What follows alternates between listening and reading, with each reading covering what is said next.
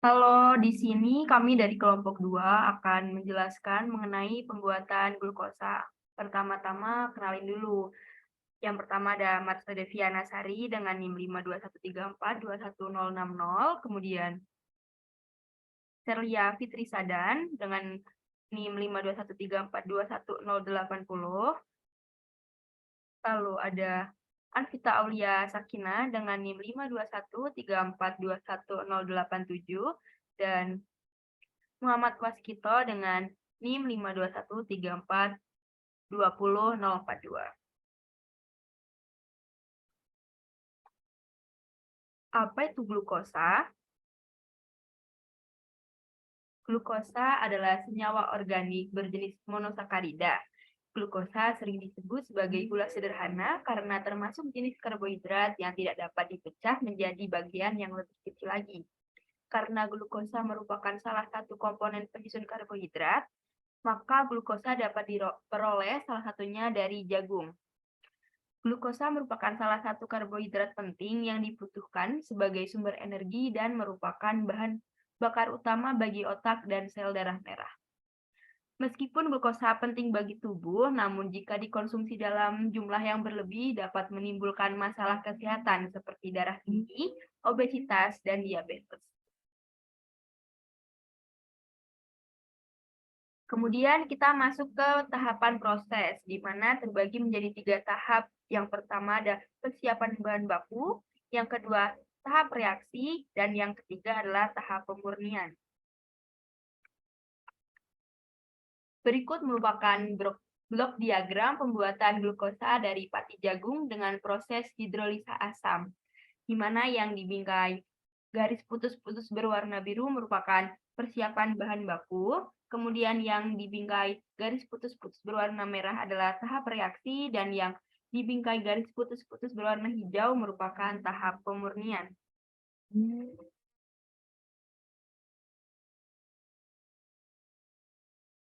Oke, untuk tahapan proses yang pertama yakni adalah persiapan bahan baku.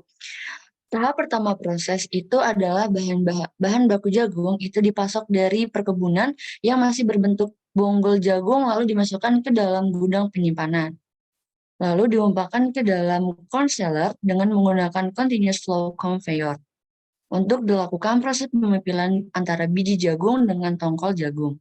Kemudian biji jagung dibawa dengan menggunakan screw conveyor menuju pulverizer untuk mengecilkan ukuran biji jagung sehingga menjadi tepung jagung. Nah, lalu tepung jagung itu nanti diangkut oleh screw conveyor yang nanti akan diumpankan ke ekstraktor beserta air proses dari utilitas. Nah, pencampuran ini dilakukan di dalam ekstraktor dengan suhu 80 derajat Celcius dengan tekanan 1 atm selama 30 menit. Nah, hasil dari ekstraktor itu nanti akan dialirkan ke Rotterdam vacuum filter untuk memisahkan antara kek dengan larutan pati. Nah, nanti larutan pati ini akan dialirkan menuju reaktor hidrolisis.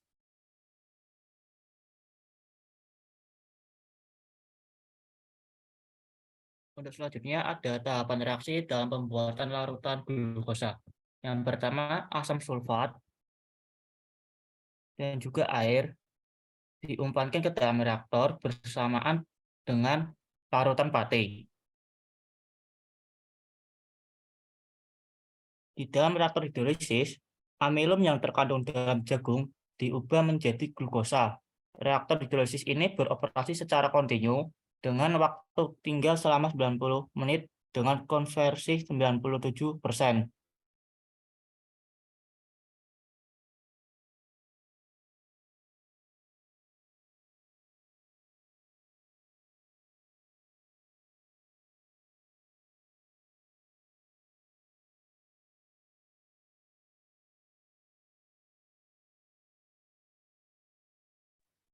Next slide. Selanjutnya yang terakhir ada tahap pemurnian produk Hasil dari proses hidrolisis yang berupa larutan glukosa kemudian dialirkan ke rotary vacuum filter dengan tujuan untuk menghilangkan pati yang masih terkandung dalam larutan glukosa. Sedangkan larutan glukosa dialirkan ke evaporator. Di dalam evaporator, air diuapkan sehingga larutan glukosa yang dihasilkan konsentrasinya lebih pekat dan murni. Kemudian glukosa kristal yang telah melalui tahap evaporasi diumpankan ke rotary dryer yang beroperasi pada temperatur 80 derajat Celcius dengan tujuan agar larutan glukosa berubah menjadi kristal. Glukosa kristal hasil dari rotary dryer dibawa dengan menggunakan belt conveyor menuju ke storage tank. Setelah itu akan dilakukan proses pengemasan. Sekian dari kelompok kami, kurang lebihnya mohon maaf. Wassalamualaikum warahmatullahi wabarakatuh.